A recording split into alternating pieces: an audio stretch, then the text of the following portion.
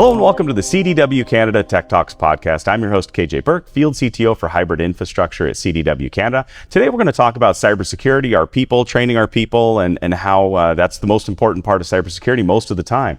I'm joined by David Shipley, co-founder and CEO of Beauceron Security, and Daniel Pinsky, and for all intents and purposes, our CISO here in CDW world at Canada. Daniel, could you maybe introduce yourself and explain your actual title and your background here? Sure. So Daniel Pinsky, I'm the head of information security, or the CISO for CDW Canada. My mandate within the organization is to help protect our organization. Awesome. And I think it's important because you're internal, you're not an external resource, but you're working internally in our organization to make sure that we're safe and secure. And then David, if you could talk a little bit about your background and the founding of Beauceron and kind of what you guys do. Yeah, so I'm an accidental cybersecurity professional. I've been a Canadian Forces soldier, a newspaper reporter, a very happy digital marketer at the university, and we got hacked. And I happened to be a nerd, so I worked closely with our IT team. I got the nasty note from the hackers, called the team, raised the alert, said, how can I help?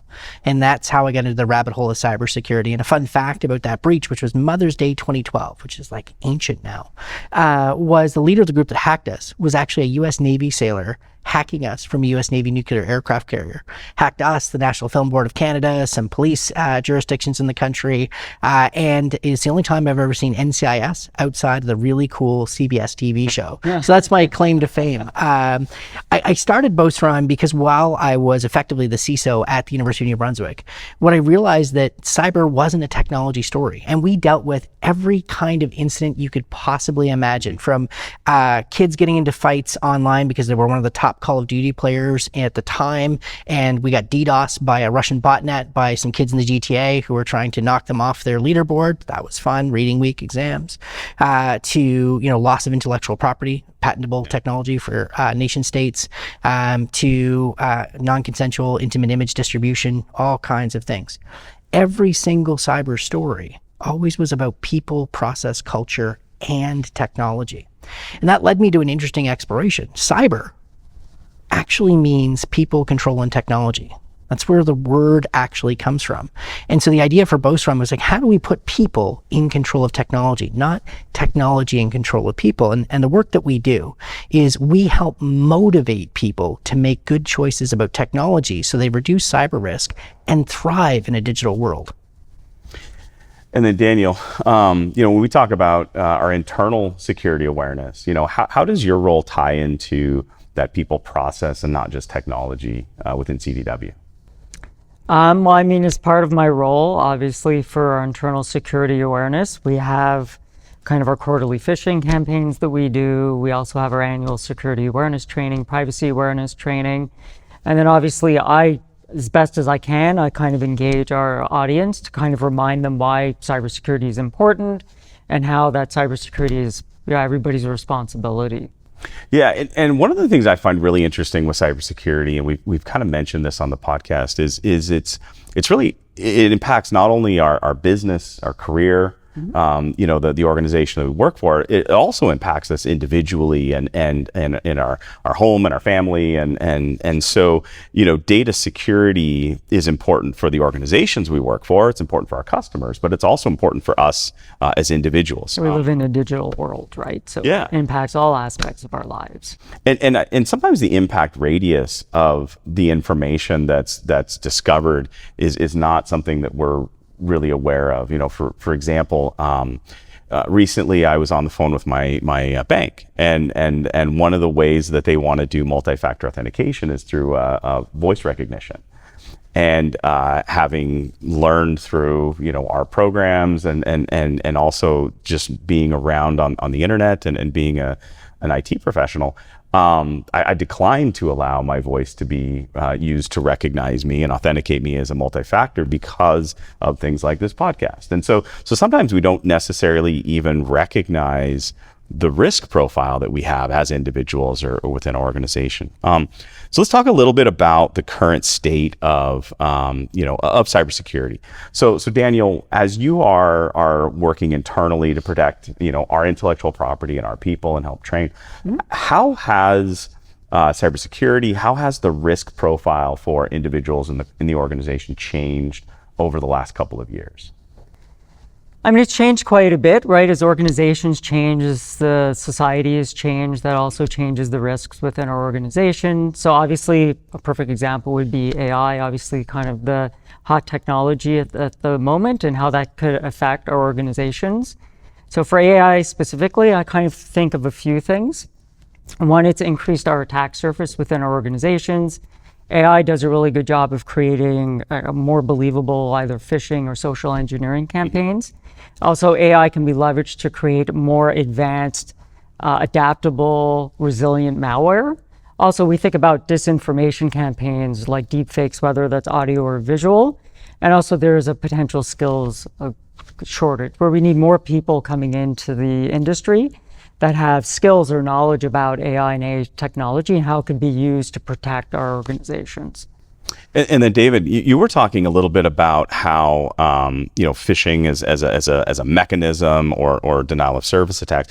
What are you seeing? Especially as an organization that helps train customers about cybersecurity. Like, what are some of the trends that you're seeing? So phishing is still the number one best return on investment for cyber criminals. It can be done at scale. It's incredibly effective. You've got your shotgun blast folks who are just spreading and praying and trying to see what they get. Then you've got your laser focused phishes that, as Daniel said, are getting better and better and better. And what we're finding is, you mentioned that blast radius of data. Well, these criminal data sets that have been built and traded are now being fed into criminal versions of ChatGPT, LLMs, etc., to then generate better profiles about how we actually could be targeted, what buttons to push, what are the nature of relationships. This lowers the barrier to entry for cybercrime massively for criminals, and that's bad news for everybody. The key thing about phishing, and probably the number one myth that I want to kind of dispel, is it's not about intelligence. It's about how the human operating system works. The fact that we have two brains. We've got this amazing old brain, the limbic system. This is where our survival instincts are. This is where our drives, our passions, the things that actually make us human. And then we've got this amazing computer. You've got the neocortex. And what happens is that the old brain is always overriding the smart brain. And so until you learn to recognize, okay, wait a second, I'm tensing up, I'm stressed, this is making me anxious, I'm overly excited, then you are going to be susceptible to getting hacked. Yeah, that's a good point. And I know we talk about urgency or the sense of urgency or the sense of some sort of imminent peril as being a button for these bad actors to push. So as we're looking at some of those phishing campaigns, we're looking at those types of attacks coming in, not only are they better crafted, but how are organizations, these bad actors, how are they putting pressure? How are they creating that sense of uncertainty or that sense of urgency? Well, I think the way David explained it is they're trying to take advantage of people's limbic brain, kind of fight or flight, and they're scaring them into doing something that they ordinarily might not do. Mm-hmm. They're also using what's happening in our environments. So whether it's either an election coming up or it could be the Olympics or FIFA, is they're looking in society and what's happening around us, and they're using those things to their advantage. One of my favorite stories of a phishing attack that was detected was in a higher education institution in North America. I won't give any more details than that. And they said, well, we knew immediately it wasn't from the university president, that this was not a legitimate financial transaction. And I said, well, how'd you know? I said, well, the email said thank you, and our president's a jerk. They never said thank you in an email in their lives. And so, it's interesting, but this also goes to organizational culture. And so if you create command and control cultures where your word is the almighty's and they have to do it, you are setting yourself up for social engineering attacks. Another great example is the MGM hack. And the MGM hack was the Scattered Spider kids, allegedly, over the phone, convincing a help desk employee to reset some credentials. Now, why this works is that the culture and process that help desks are often measured against are based on standards like time to response, helpfulness, quickest resolution. there's not a part of that that says challenge, critical thinking, assertiveness. And we have to re-inject those processes and thinking if we're going to build resiliency. There's no tech magic silver bullet to the human problem. Yeah, and what's interesting with that is, I think, creating that sense of urgency, creating that need to act, but as you point out, also taking advantage of some of our internal motivations, our internal drives to, support our teams. And the other thing I find really it has improved, but I think we still also struggle with, is being open about some of these issues, because a lot of times when we talk to one customer to the next, we find that not only phishing, but there's also other similarities, and using that need for secrecy, that need to be concerned about reputation, can be used against us. For instance, one of the attacks that I've heard of from a couple of different customers is going through an HR report as the initiation. And so the setup is essentially that there is an HR legal issue between a person in the company and somebody else in the company, and now all of a sudden that issue has to be treated with sensitivity. And so it's almost like using our processes and our corporate, the way that we deal with these types of sensitive issues against us. Yeah, no, go ahead. I think that's part of the issues. I think a lot of organizations don't have good formalized, consistent processes. Mm-hmm. So an end user doesn't really understand or doesn't really know that when they're being approached by somebody, is that the right way that this is supposed to happen within your organization? So it's kind of lack of consistent processes, also lack of training awareness, and also not a strong security culture, I think, is another part of the problem. I like something that you mentioned there, which is the motivation challenge. And one of the things that, it's 2024. We don't actually have a security awareness problem anymore. I mean, this morning I was on a national breakfast show talking about agricultural cybersecurity. We hear about cybersecurity everywhere, nonstop, 24/7, elections, hacks, you name it. We have a motivational challenge. Why is this relevant for me? How could I possibly do something about it? Which is why, I talked about like Beauceron's why we exist. It's not that we teach people. It's we motivate people. So we created this concept of a cyber risk score. And our whole goal with that has been to create the Apple Watch or Fitbit effect in cybersecurity. How am I doing well? Where can I improve? Do that motivation consistently and deliberately. I think at times, our desire as technology professionals, and I fall guilty of this. I did one of those strength fighter assessments, and I love learning. That's my DNA. It's my number one strength. And then at the bottom it said, by the way, not everyone else likes to learn. You got to think about that. And we think that it's simply, if I give you more information, if I just give you the information, I'm done. Job complete. But it's not. It's how we motivate. If you've got a salesperson end of quarter, I guarantee you, worrying about phishing is less top of mind than getting that PO because there's sales managers breathing down their neck. Yeah, but I think we can do a better job to motivate our coworkers by sharing stories within the environment, right? So if you have a coworker who reported a phish or may have saw something and decided to say something, and because of that we've prevented a potential incident, I think that needs to be shared within the organization because it helps build that culture. And to your point, it helps solve the problem of, well, how can I do something? Who am I? Which is so important. So one of the things that, when I go and talk to boards and executives, and one of the things we're always asked to include in our reports is click rate. Everyone goes back to the click rate. And let me tell you, it is the most manipulable types of metrics you can have. Mm-hmm. How often you fish, the quality of the fish you send, to who you targeted. All those things can move that click rate left, right, when you send it. But you know what's less manipulable? Report rate. And it's completely underrepresented in our thinking. And what we agree with numerous others is that when you get to 50+1% of simulations reporting, you've crossed a tipping point. It means you're more likely in a real campaign to know about it than not. Yeah. And you're becoming more resilient.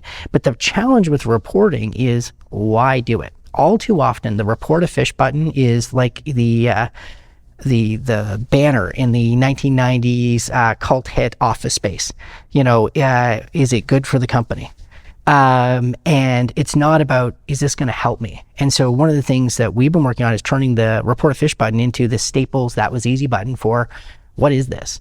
And giving them feedback.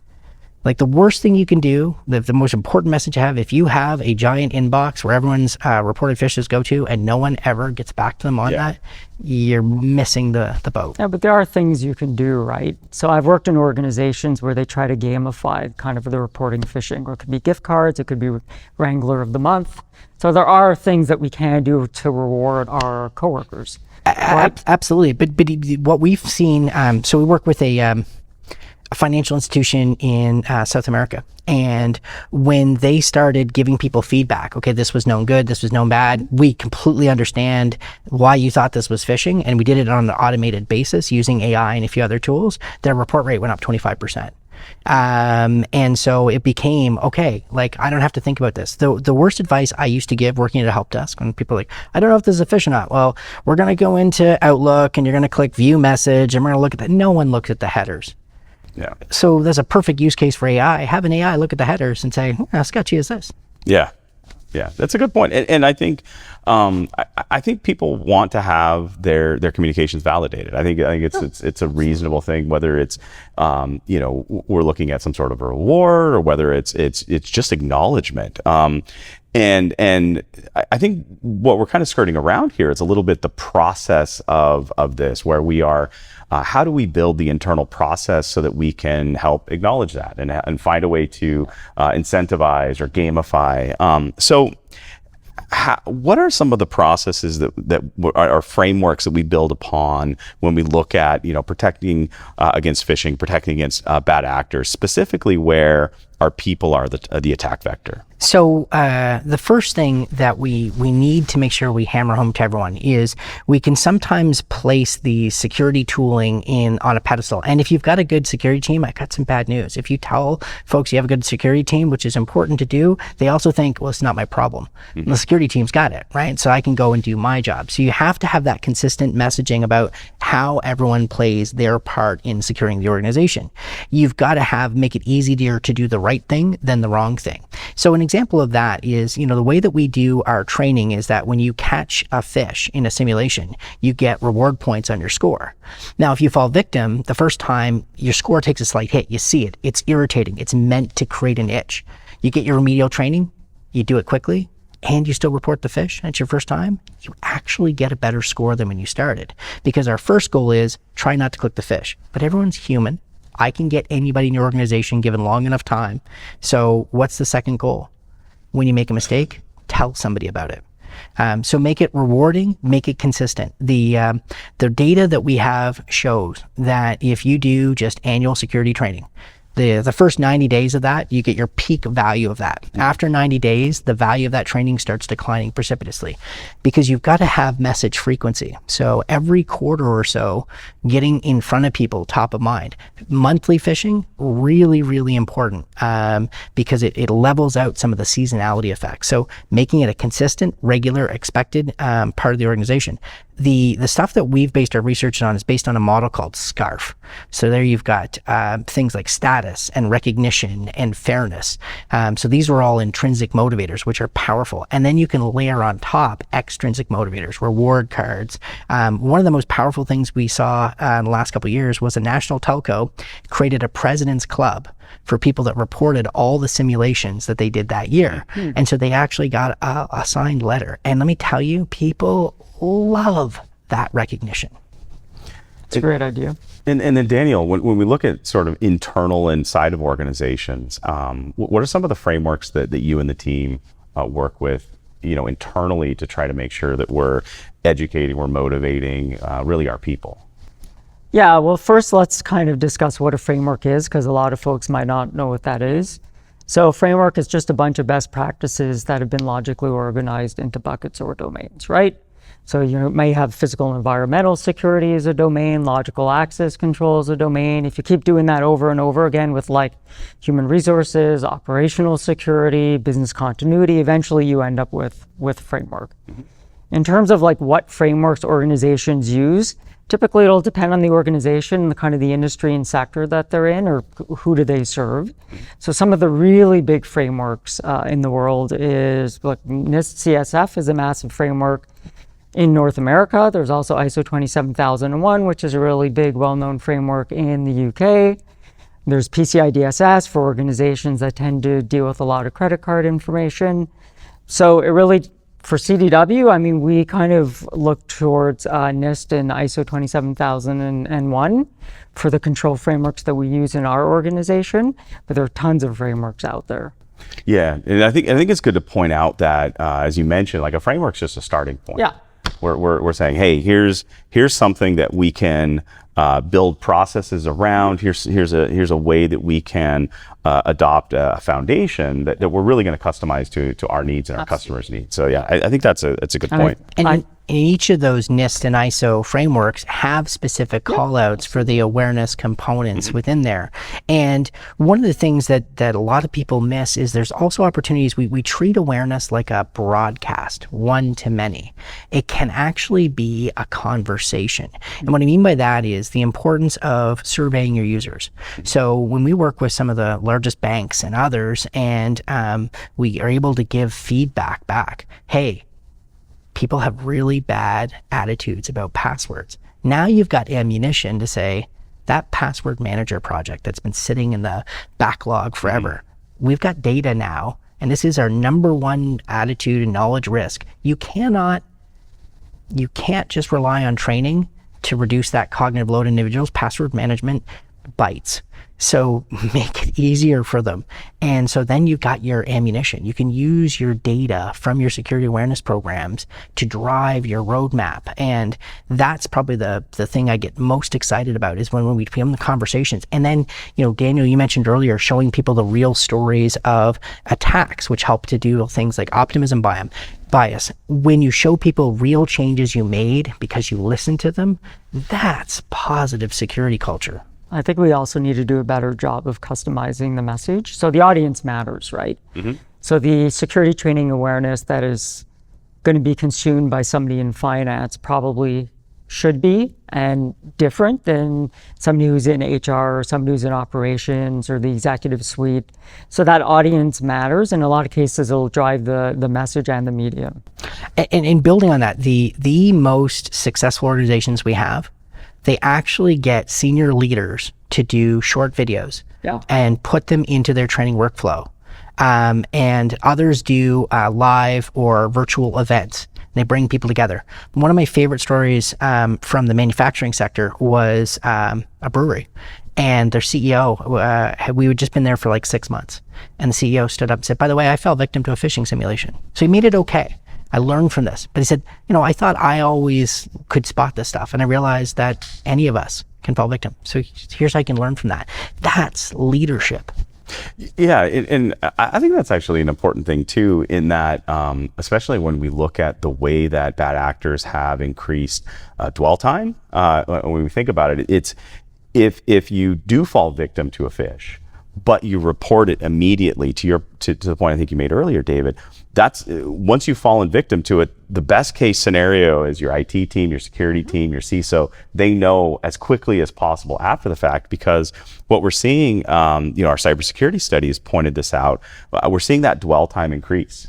It used to be a couple of weeks. It used to be they were going to lock some stuff out. They were going to try and ransom. Now it's months, it's quarters, it's 6 months at a time where that malware, that bad actor may have access to your systems. They may be trying to work across systems, and we mentioned earlier sort of that blast radius of data. So as we look at some of these different roles, are there certain roles that are being targeted, more than others? Yeah, I don't think every role within an organization is the same. Like we were saying before, somebody who's in finance is going to be different from somebody in the executive suite. And what those roles have access to, maybe the sensitivity or criticality of the information may determine the risk of that role. But there are a few things we can do in organizations to kind of suss that out. We can do role-based risk assessments as an example to kind of identify what those more key roles are. We can do access reviews to get an idea of who has access to what. We can do behavioral analytics to get an idea of who's logging in from where, what are they doing, when are they logging in. And when we identify what those key roles are, well, then we have an opportunity to wrap controls around those roles, right? We can do things like additional training and awareness. We can do MFA. We can do segmentation of duties. We can do additional logging, monitoring, auditing, supervisory review. So there are a lot of things that we can do in an organization to reduce risk. We have to be able to identify what those threats are first, right? One of the interesting groups that we've seen targeted is executive assistants. And why they obviously have access to highly privileged information. They're often an area that people don't think of because they go to the HIPPOs, the highest paid person in the organization, and they're thinking about that. They're not thinking about the EAs. And it's cognitive load. And so one of the interesting things about fishes is a good friend of mine, Michael Joyce, the University of Montreal, he's exploring this concept of mimicry in nature and in animals, and how having lots of stuff to hide in to mimic creates that more successful in nature and in fishing. So if you've got a large inbox and you're used to seeing all kinds of different information and you operate under time pressure and other things, your susceptibility is through there, which gets to the interesting point. When we're looking at how we change things, when are people taking breaks? One of the things that some organizations may do that might dramatically reduce their risk is making sure that, hey, by the way, if you're in Ontario, there's right to disconnect laws. If you're not in Ontario's, you might want to have a right to disconnect policy. Why? You're tired. You're hungry. Worst time to do email sending is when you're hangry. By the way, that's not just a cybersecurity, that's really good professional career advice. But that's, thinking about the human as a biological and a psychological being as part of the cyber system. Yeah, and so we've talked about it a couple of times, the whole behavior and looking at people's behavior and leveraging that desire to learn, that desire to improve. Let's talk a little bit about gamification. And so as we're looking to train our people and get them invested and get them excited about cybersecurity, because I do admit sometimes it can be pretty overbearing. That, again, it's not just something in our professional lives, it's also our personal lives. And so it's for some of us, it's in the back of our brains all the time. How do we look at gamification? How do we look at upping the level of excitement that people have about learning? And then, before the podcast, you're mentioning there's some certain thresholds where we start to cross into being less effective or even negatively impactful. Could you kind of walk me through that? So a couple of things. A lot of IT professionals, a lot of executives, they hear gamification and they think that their staff are going to be playing video games. That's not it. You can have gamified modules inside of a learning experience as part of it, but that is not the totality of it. So gamification, and particularly the use of behavioral science, things like nudges, are how do we put the right information at the right time to drive towards that behavior that we're looking to shape. So for us, we've spent so much time, and we actually have a second generation algorithm that's all been tuned. The score that you see, that sort of cyber risk score, is all about the combination of, did you do the things we asked you to? Did you do the things, the frequency we know that are going to be good for you? Things like taking your training, reporting fishes, other things that really help on that side. And you see that score move. And I'll be honest, gents, when we first created the score, it's got this index of 500 to 1,000 because I wanted to make it look like the credit score. And I never thought someone would care about a 1 to 5 point change on a scale that goes from 500 to 1,000. Oh my God, was I wrong. The amount of feedback when we make algorithm changes in the early days, and people are like, oh my God, where do my points go? Explain exactly what happened. They care. It's that when you find that nerve of care and you are judicious about how you use it, you drive those outcomes. And we made a choice in the second generation algorithm to say, do we want a more statistically reliable measure of risk, or do we want to optimize for the outcomes and the behaviors we want to shape? And we had to make that choice because the two are not the same. And so we chose to optimize for the outcomes. And when we were driving for the outcomes, we stumbled upon this really interesting data point. We noticed that at 22 minutes of training, we started to see what in economics is called diminishing returns. That is, for every incremental minute of training, we weren't getting that risk reduction that we were expecting to do. And at 30 minutes, we found something shocking. We didn't just see diminished returns, we went into negative returns. And here's the thing. Goodwill is really, really important in your organizations. people are there, unless you are CDW and you are selling security, or Beauceron, you're building security products, your primary mission is probably not security. Your job as a bank is to offer financial services and products. Telecommunications is to connect Canadians, et cetera, et cetera. So people are trying to do their job and security. So how do you do that? And you make sure that you do it frequently enough with coherent messages, and you stay below that 30-minute threshold. And that 30-minute threshold, we're still not sure of all the reasons for it. There are things like people are like, I'm done. I'm bored with this. I'm tuned out. You can actually get into detractors. Wow, security's really wasted my time. I'm done. I don't care about them anymore. They don't care about me. I'm a busy person. Or you get into the Dunning-Kruger effect, which is where a little bit of knowledge actually can be dangerous. And that effect actually shows that we overestimate our capabilities.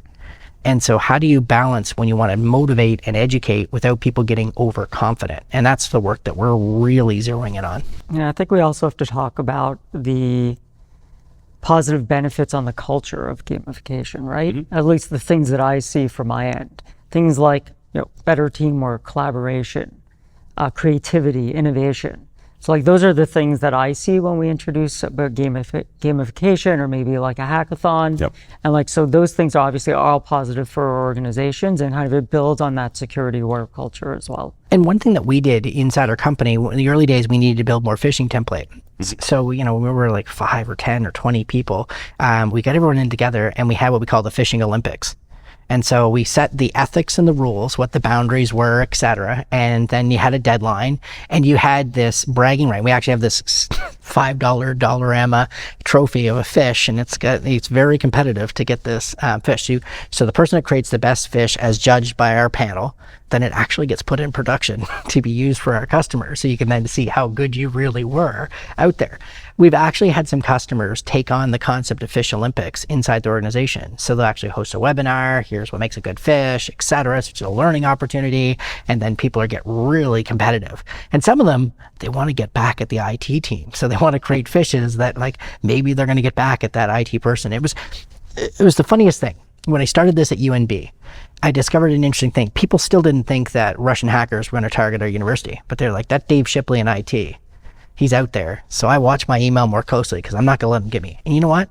I can be the hero that Gotham needed that time. I think the other, one of the through lines, whether we talk about, gamification, whether we talk about hackathons, I love that you brought up hackathons, is competition.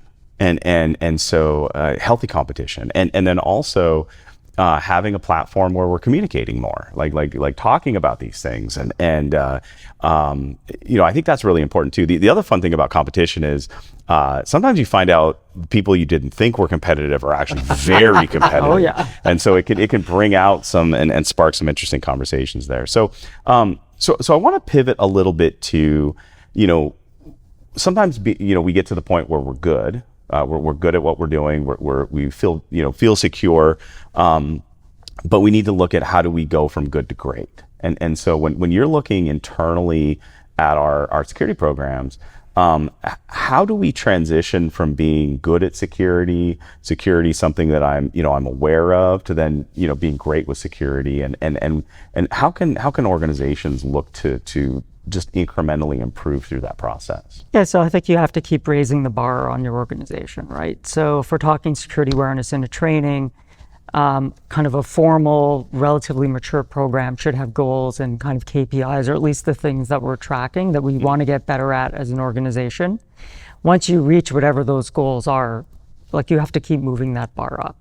And it's also important to incorporate what's happening in the broader organization and in our world into our training. Like I said before, kind of either the Olympics is coming, FIFA's coming, or there's an election coming. So we have to incorporate kind of what people are experiencing in their lives into our training.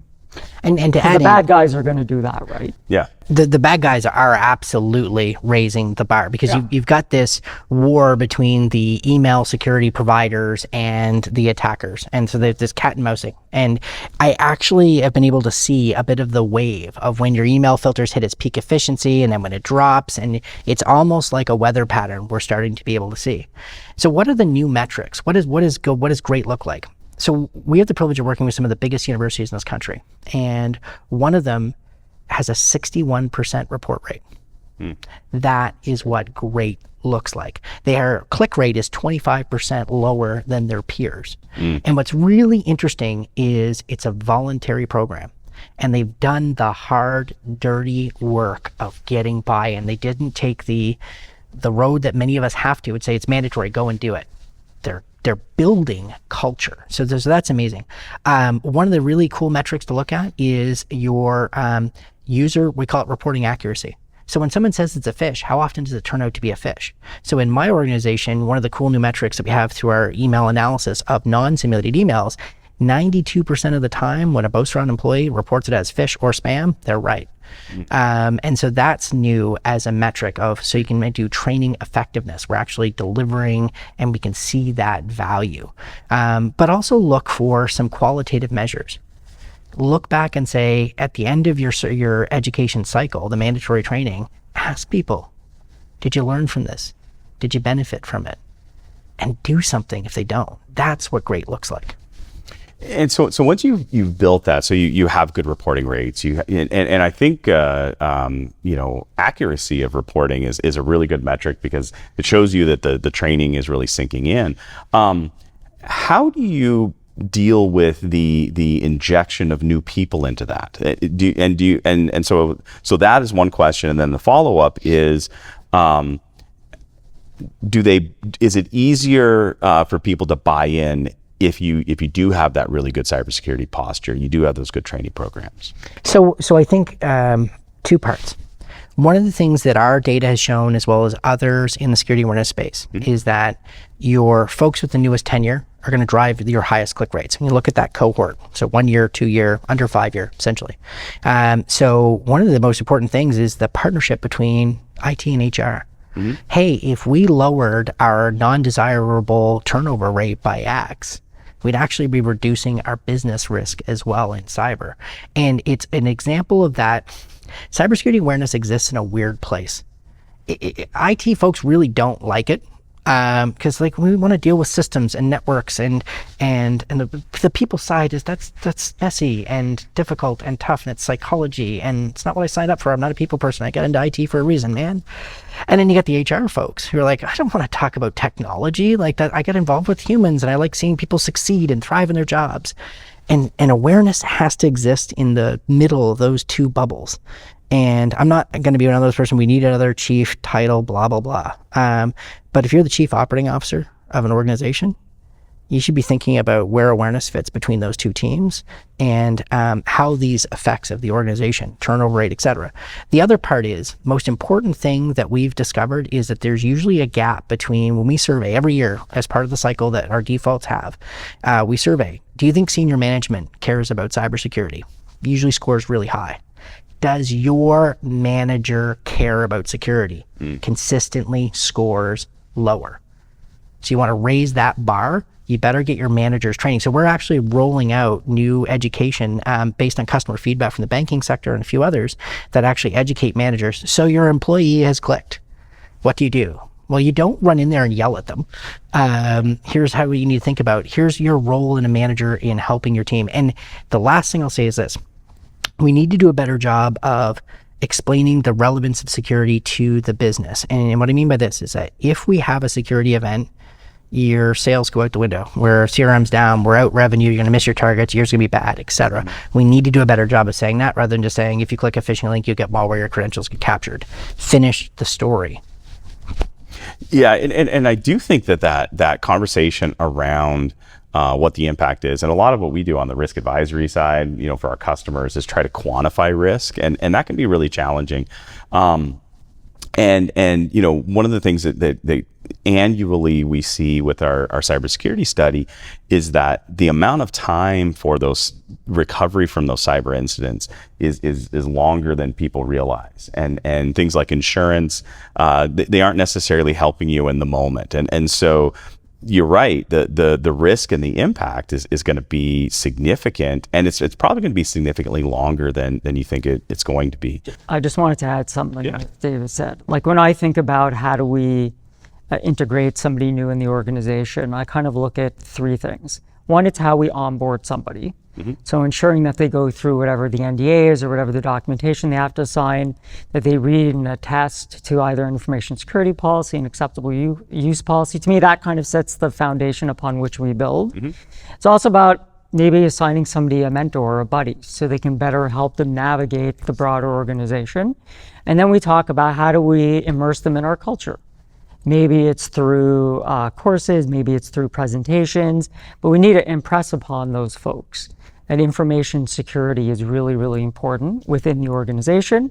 And then finally, that feedback mechanism. How do we get better every day, every week, every month? Yeah, and what's interesting there is if you sort of couple the need to onboard and help newer employees understand the culture with this metric that shows that while employees feel that the organization and the leadership of the organization view cybersecurity as a key metric, but their managers don't necessarily, then maybe it's really, it's really incumbent upon the middle management that those new employees are directly reporting into to emphasize the fact that, hey, phishing is a legitimate way that organizations are going to try to get information out of you that you shouldn't be sharing.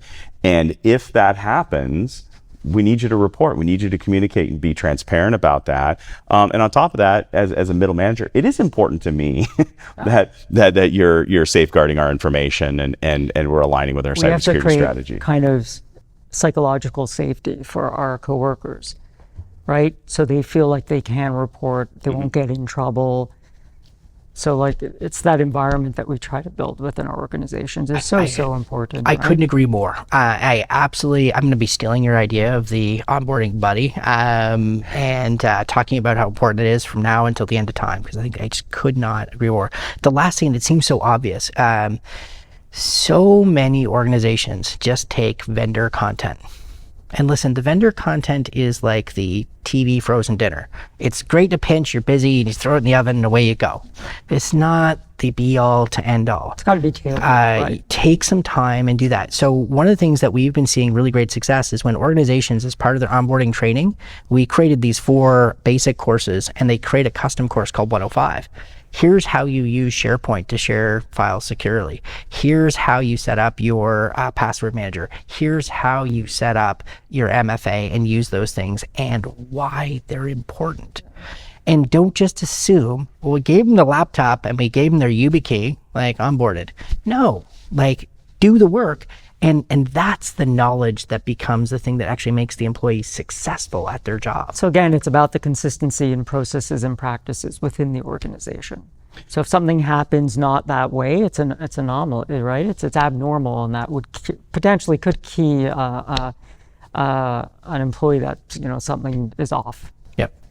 Yeah, I think that's good. And again, where you have that strong culture, you have that embedded into the understanding that these new employees or coworkers have, and you create that safety net and that feeling of safety, knowing that we're all human, we're all going to make mistakes, but encouraging that communication more readily is important, because again, it shortens up that potential dwell time where maybe there was a breach, but we just need to know about it faster so that we can react quicker. And one thing I'd say this is, often in the IT industry, and when I started in the help desk, I was just as guilty as the next person. I was like, oh, people are stupid. They shouldn't have done this thing.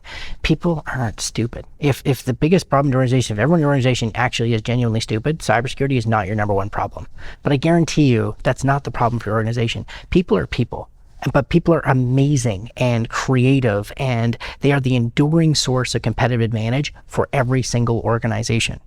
But they're also people, and we've got millions of years of evolution that can be hijacked on us. So if we're kind and human about what it is to be human, and we build processes and cultures and systems that celebrate humans rather than just saying, oh, just this awful problem we got to deal with. If we only had IT systems to deal with, we'd have the perfect company. No. Like, celebrate your people, support them, but remember at the end of the day, they're human. Yeah, I'm going to go home and dust off my psychology 101 textbook, because you're right. It's people, and people have a certain way of acting, and we all respond to different stimuli and mistakes. So let's pivot a little bit to some of the things that you pay attention to, Daniel, to continue to learn. So we talked about how do we focus on our coworkers, how do we focus on our employees, how do we create a good practice, how do we evolve that? As you work within your role, what are some of the things that you do? What are some of the areas of interest? Maybe it's other podcasts, maybe it's different periodicals. Like, how do you stay up to date, for your role in cybersecurity?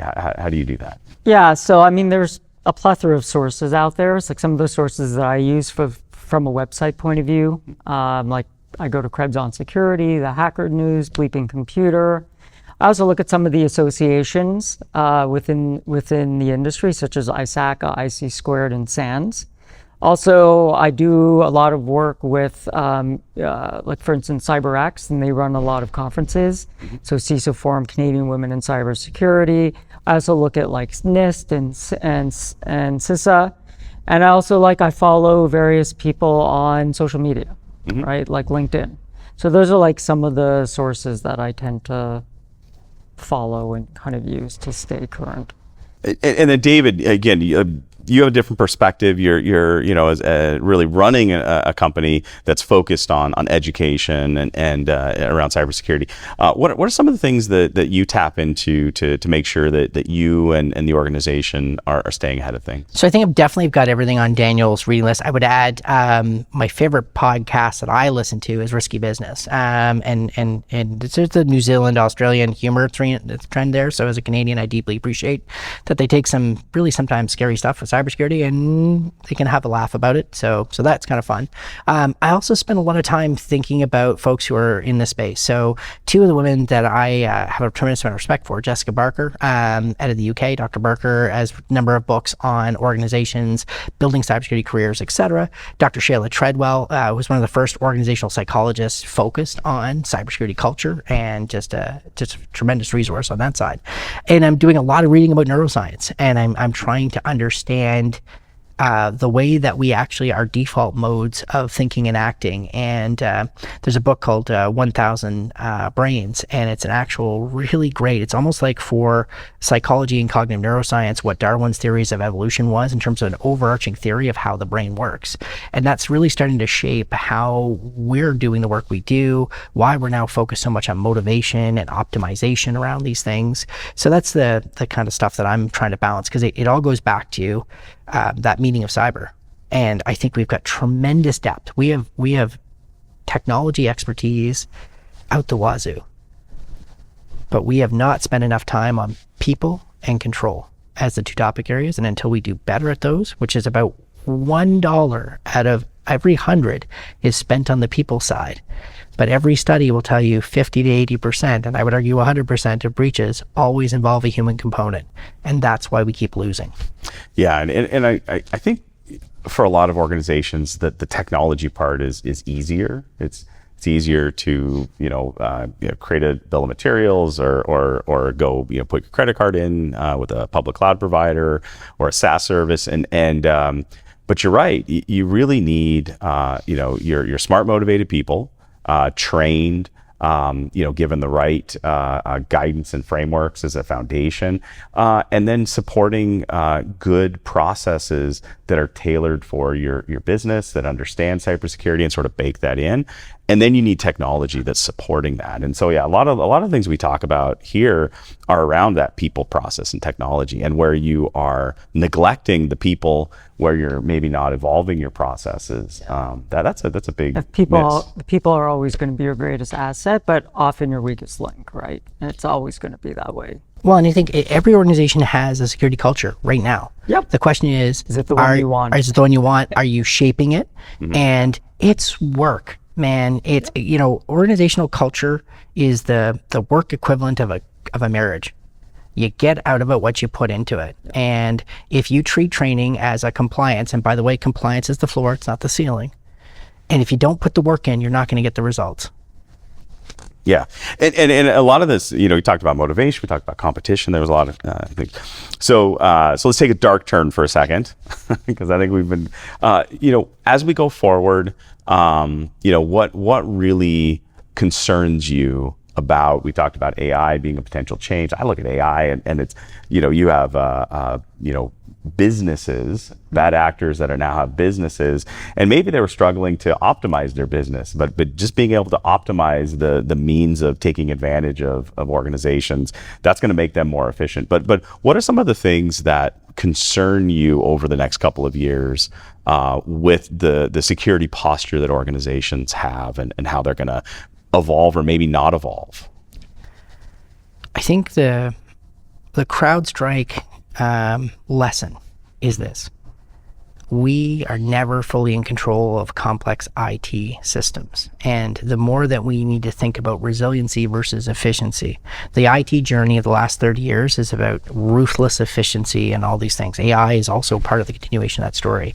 If we do not build resiliency within individuals, organizations, and countries, we are going to be in the hurt locker. We have never been in a greater trust deficit as a society than we are now. Deep fakes and other things are a symptom of that. We can't tell what's real anymore.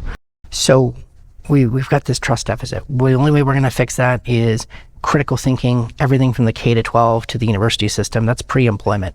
And then supporting critical thinking and assertiveness in the employer environment through your awareness programs. I think we've got to think about our ability to survive hits. We've talked about for years, it's not a matter of if, it's a matter of when. The next thing is and can you take that punch? Sobeys got punched, 30 million plus, 50 million, I think it was the end of the day after insurance. But it kept the stores open. It could take the punch. Great. Can your organization take a punch? And if it can't, figure out how you're going to be able to do that. If you're a municipality, by the way, and you're thinking, can I take the punch? How much money do you make off of parking tickets? And if you're using all digital, do you have a box of paper ones you can still throw it there? That's how you take your punch. And then as individuals, I think it's our responsibility to question how and when and where we use technology so we get its benefit and we don't be victimized by it. Because here's my last sort of professor point. Technology is a funny word. We think it means all kinds of things: progress, convenience, wealth, prosperity. The word actually means the skill or art of building, of using something, and the careful consideration of what you gain or lose when you build or use that thing. And if we fall victim to just worshiping technology as a god in of itself, whether it's AI or this, and don't remember that lesson, we won't be in control of technology. It'll be in control of us. Yeah, what's interesting there is you gain and lose. And so you may gain convenience, but you may lose security.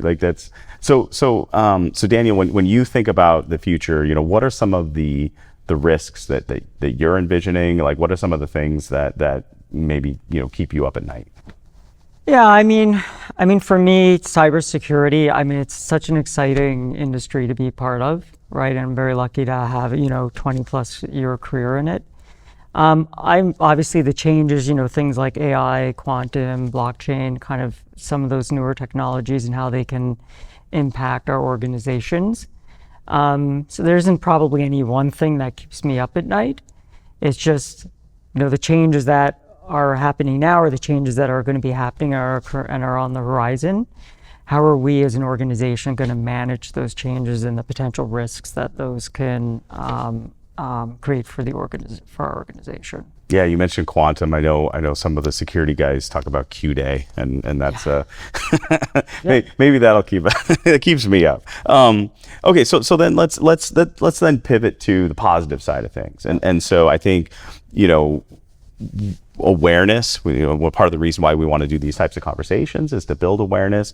I think when I look at the positives as we go forward, it's really exciting for me that cybersecurity is a hat that kind of everybody knows they have to wear. So I think we're past the to your point earlier, David, we're past the point where people have to be convinced that cybersecurity is somewhat relevant to them. And now it's really how do we gauge that proper amount of awareness and training and then we talked about the positive side of me, the optimist wants to say, hey, we're going to communicate more, we're going to work together, we're going to share information, especially across different organizations here within Canada. It's great when we can bring awareness so that customer A can learn from customer B and vice versa. But Daniel, when you think about some of the positives and what's exciting about what's changing in cybersecurity, what are some of the things that you find really interesting as we go forward over the next couple of years? Maybe they're going to mitigate some of those concerns, but what sort of excites you in the cybersecurity space? Yeah, so again, the new technologies that we've chatted about a few times I find are exciting. Kind of the way we think about cyber has changed a little bit with zero trust, so I find that kind of exciting. And also just my ability to empower kind of our coworkers and kind of help mentor kind of that next generation of cybersecurity leaders. Like those are the things that are interesting and exciting for me. Yeah.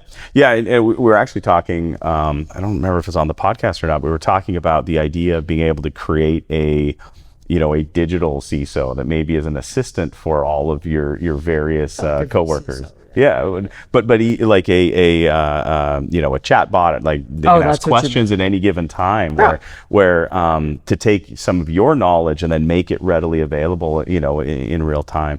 David, when you look at where we're at and kind of where we're going, you mentioned a lot of neuroscience, mapping out the brain, figuring out how to incentivize. But what do you think is happening with the technology over the next couple of years that's going to make that's really interesting you and how we're aligning with some of those I'd say maybe alternative ways of looking at cybersecurity from a behavioral perspective? I would say the thing that gives me hope is we saw the security community come together so quickly when Copilot was being rushed out the door on the Microsoft side with the rebadged screen grab / spy tool that was then supposed to power an AI tool to be helpful to you. And they rallied and they found the flaws and they called it out. And here's what was really impressive. Microsoft stopped. Slowed it down, hopefully have addressed those concerns and come back out there. We're seeing this actual responsiveness to this. We're seeing sort of the traction of, okay, we need to fix problems. And, the most inspiring thing I've seen so far this year in the organization is Microsoft's tied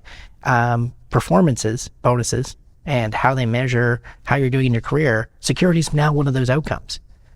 Phenomenal. What happens when other people follow that example? So I'm really excited, not just about the technology side, but that the process and culture side is catching up. And this year in Canada, legislatively, God willing, we'll actually have modern privacy laws passed before the end of the year. We'll hopefully have C26 passed so we can get on to regulations so that some of the bare bones of our critical infrastructure can be dealt with and we can catch up because we're so far behind the tech.